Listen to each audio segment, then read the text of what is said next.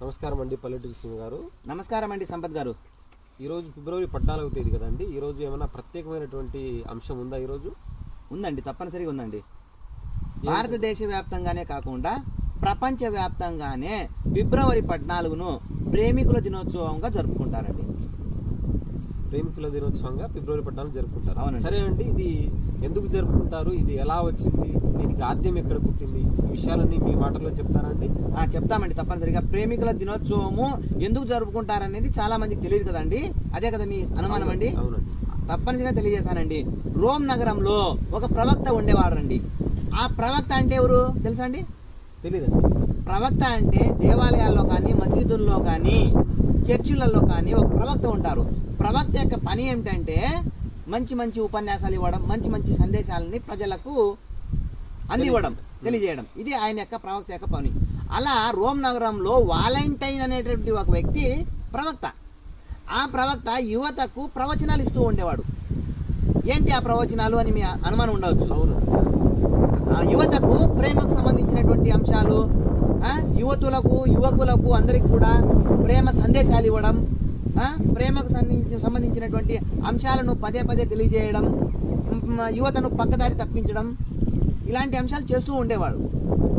ఇలాంటి అంశాలు చేస్తూ ఉన్నప్పుడు రోమ్ నగరాన్ని పరిపాలన చేస్తున్నటువంటి చక్రవర్తి క్లాడియస్ తన కుమార్తె ఈ వాలంటైన్ అభిమానిగా తయారైంది.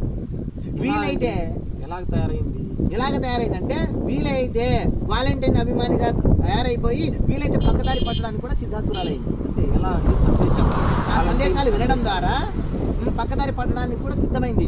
ఇక రోమ్ నగరాన్ని పరిపాలన చేసే చక్రవర్తి క్లాడియస్ ఇంకా చేసేదేం లేక గాడి తప్పడానికి ప్రధాన కారకుడు ఎవరైతే ఉన్నారో వారికి మరణదండనం ఇస్తే సరిపోతుందని చెప్పి ఫిబ్రవరి 14వ తేదీన వాలంటైన్ అనేటటువంటి ఒక వ్యక్తిని మరణదండన విధించారు.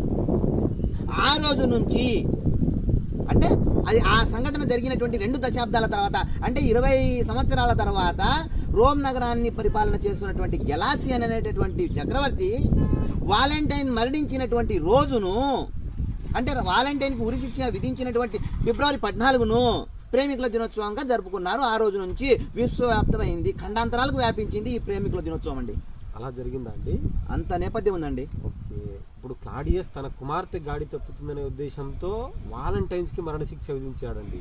మరణశిక్ష విధించిన రోజే వాలంటైన్ డే.